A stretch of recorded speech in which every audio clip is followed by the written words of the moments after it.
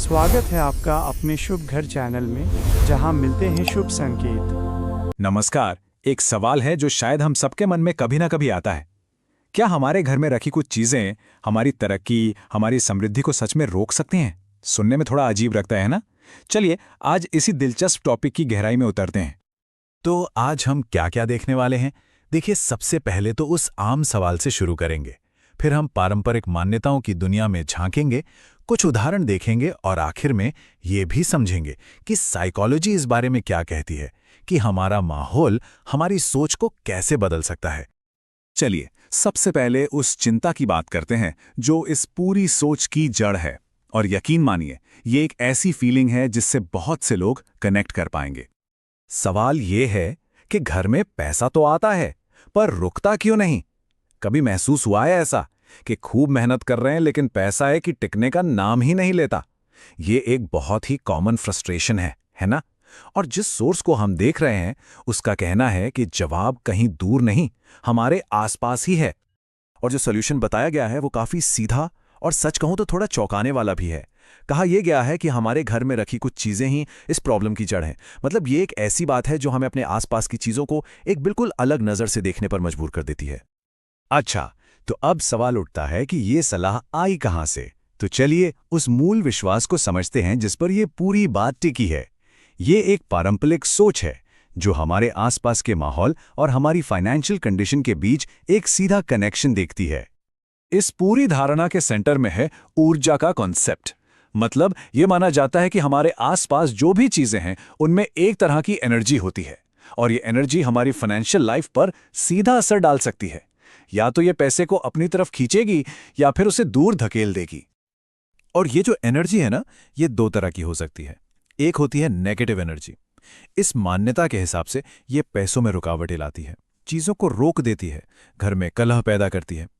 और दूसरी तरफ है पॉजिटिव एनर्जी, जो पैसों का फ्लो बढ़ाती है, नए मौके लाती है और घर में एक अच्छा माहौल बनाती है। तो फिर सवाल ये है कि आखिर कौन सी चीजें हैं जिन्हें हम बाधा मान सकते हैं? चलिए इस कॉन्सेप्ट को और अच्छे से समझने के लिए कुछ कॉमन एग्जाम्पल्स देखते हैं। जैसे कि टूटी फूटी चीजें, ये एक तरह से डीके या क्षय का सिंबल है।